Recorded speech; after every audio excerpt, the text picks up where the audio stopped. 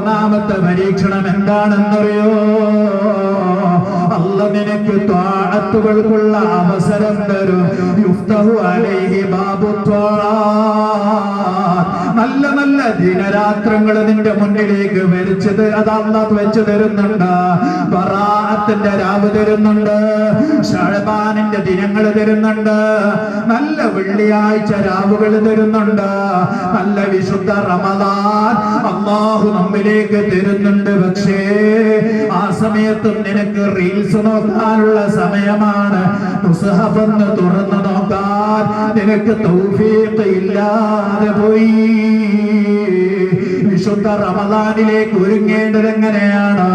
റമദാനിന്റെ ഒന്നിന്റെ അന്ന് എഴുന്നേറ്റ് പെട്ടെന്ന് ഖുർആൻ എടുത്ത് അലിഫ് ലാം മീം എന്ന് പറഞ്ഞ് തുടങ്ങുകയല്ല. മഹാന്മാരൊക്കെ പറഞ്ഞു, മക്കളെ, വിശുദ്ധ റമദാനിലെ ത്വാഅത്ത് നിങ്ങൾക്ക് എളുപ്പമാകണമെങ്കിൽ ചെറുപ്പക്കാരെ, ക്രിക്കറ്റ് കളിക്കുമ്പോ ആദ്യം ഒരു ട്രയൽ നമുക്ക് തരാറില്ലയോ? നമ്മുടെ വീട്ടിൽ കല്യാണമുണ്ടെങ്കിൽ കല്യാണത്തിന്റെ രാവിലെ വന്നല്ലോ പന്തലിടാറുള്ളത്. 10-ാം തീയതി കല്യാണമാണെങ്കിൽ 5-ന് തന്നെ പന്തലിട്ടു പോയില്ലേ? പല വിഷയങ്ങളും പ്രാക്ടീസ് നമ്മൾ ചെയ്തു പോകുന്നില്ലേ? ഇതുപോലെ വിശുദ്ധ ശഅബാനിൽ വിശുദ്ധ റമദാനിനെ സ്വീകരിക്കാൻ അല്ലാഹുവിന്റെ ഖുർആൻ ഓതണേ. ഇതുവരെ കഴിഞ്ഞ വർഷം എങ്ങനെയോ ഒരു ഖത്മ തീർത്തിട്ട് മടക്കി വെച്ച ഖുർആനാണ്.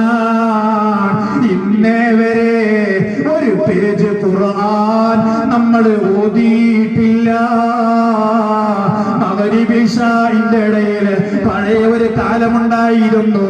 വീടിന്റെ പരിസരത്തിലൂടെ നടന്നു പോകുമ്പോ തബാറകല്ലദീ ബിയദിഹിൽ മുൽകു വഹുവ അലാ കുല്ലി ശൈഇൻ ഖദീർ ഇദാ വഖഅത്തിൽ വാഖിഅ ലൈസ ലിവഖഅതിഹാ കാദിബാ എന്ന് തുടങ്ങുന്ന സൂറത്തുകള് നമ്മുടെ വീടിന്റെ പരിസരത്തിലൂടെ നടന്നു പോകുമ്പോ ഓതുന്നത് കേട്ട രക്ഷിതാക്കൾ ഈ സദസ്സിലില്ലയോ?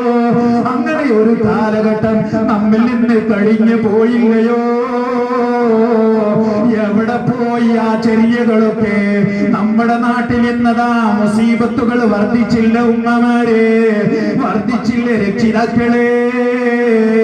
ലോകത്തുള്ള എല്ലാ ശത്രുക്കളും ഒരുമിച്ച് മുസ്ലിമിന്റെ നെഞ്ചത്തേക്ക് കടാര നീട്ടുന്നത് നിങ്ങൾ കാണുന്നില്ലേ? മുസ്ലിമീങ്ങൾക്ക് എതിരിലതാ ഇവിടെ പ്ലാനിംഗ് ഉണ്ടാക്കി മുസ്ലിമീങ്ങളെ ആട്ടിയോടിക്കാൻ വരുന്ന ആളുകളെ കാണുന്നില്ലേ? നിങ്ങൾക്കറിയുമോ, കഴിഞ്ഞ മാസം ആണ്ട് കഴിഞ്ഞു പോയ ബഹുമാനപ്പെട്ട അജ്മീർ ഹാജാ തങ്ങളെ അജ്മീരിൽ നിന്ന് ആട്ടിയോടിക്കാൻ അവിടെ ഉണ്ടായിരുന്ന രാജാക്കന്മാര് ശ്രദ്ധിച്ചില്ലേ? അവര് തുനിഞ്ഞില്ലയോ? പക്ഷേ അജ്മീർ ഹാജ അജ്മീറിലേക്ക് പറഞ്ഞേച്ചത് ഹബീബ് മുഹമ്മദ് മുസ്തഫ സല്ലല്ലാഹു അലൈഹി വസല്ലമ തങ്ങളായതുകൊണ്ട് ആ അഖീദയിലും ദിക്റിലും സലാത്തിലും ഖുർആനോത്തിലും അജ്മീറിൽ അങ്ങ് കഴിഞ്ഞപ്പോൾ അജ്മീർ ഹാജ തങ്ങൾ കുടിക്കാൻ വേണ്ടി ആവശ്യപ്പെട്ട വെള്ളം എടുക്കണ്ട എന്ന് തടഞ്ഞപ്പോ ആ വെള്ളത്തിൽ നിന്ന് ഒരു കോപ്പ വെള്ളം കോരി കൊണ്ടുവരാൻ വേണ്ടി അജ്മീർ ഹാജ പറഞ്ഞപ്പോ മുരീദ് പോയി ഒരു കോപ്പ വെള്ളം കൊണ്ടുവന്നു. സാധാ തടാകം വറ്റിപ്പോയില്ലേ? മൻ ഖാഫ അല്ലാഹ യഖാഫു കുല്ലു ശൈ. അല്ലാഹനെ പേടിച്ചോ, എല്ലാ വസ്തുക്കളും നിങ്ങളെ പേടിക്കും കേട്ടോ. മഗ്‌രിബിന്റെ ശേഷമുള്ള മുൽക്ക് സൂറത്ത് കാണാനില്ല, മഗ്‌രിബിന്റെ ശേഷമുള്ള വാഖിയ കാണാനില്ല, നമ്മുടെ ഹത്താദ് റാത്തീബ് പരിചയമില്ല, മങ്കൂസ് മൗലിദ് പരിചയമില്ല.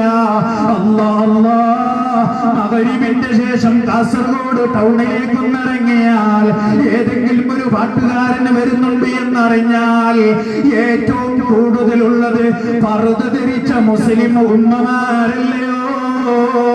ഞാൻ നിങ്ങളെ കുറ്റപ്പെടുത്തുകയല്ല. നമ്മുടെ നെഞ്ചത്തേക്ക് കടാര വന്നത് അല്ല ഇവിടെ നമുക്ക് ശത്രുക്കളെ സൃഷ്ടിച്ചതല്ല, നമുക്ക് ഇബാദത്ത് കുറഞ്ഞതാ. ഒരു മുസ്ലിമിനെ, ഒരു ആബിദായ മനുഷ്യനെ, ഒരു നല്ല മുഖ്ലിസായ മനുഷ്യനെ ഇന്നും ഒരു ശത്രുവിനെ കണ്ടാൽ അവർക്ക് പേടിയാണ് കേട്ടോ. ഹബീബായ മുഹമ്മദുർ റസൂലുള്ളാഹി സ്വല്ലല്ലാഹു അലൈഹി വസല്ലമ തങ്ങളെ വധിച്ചു കളയും ഒറ്റയ്ക്ക് ലഭിച്ചാൽ എന്ന് അബൂജഹൽ പറഞ്ഞപ്പോ ഒരു ദിവസം അബൂജഹലിന്റെ മുന്നില് അതാ മുത്തനബി സല്ലല്ലാഹു അലൈഹി വസല്ലമ തങ്ങൾ വന്നങ്ങനെ നിൽക്കുന്നു. ആ സമയത്ത് ഹബീബിന്റെ മുന്നിലേക്ക് അബൂജഹൽ വന്നു. മുത്തുനബിയെ കണ്ട ഉടനെ അകത്ത് ചെന്നുകൊണ്ട് പുതപ്പും പുതച്ച് കിടന്നില്ലേ, വെറുതെ കിടന്നതല്ല. എന്തേ കിടക്കാനുള്ള കാരണം മുത്തുനബിയുടെ രണ്ട് ജിവാറിലും അതാ അവിടുന്ന് സിംഹങ്ങൾ നിൽക്കുന്ന നിൽപ്പ് അതാ കണ്ടതുകൊണ്ട്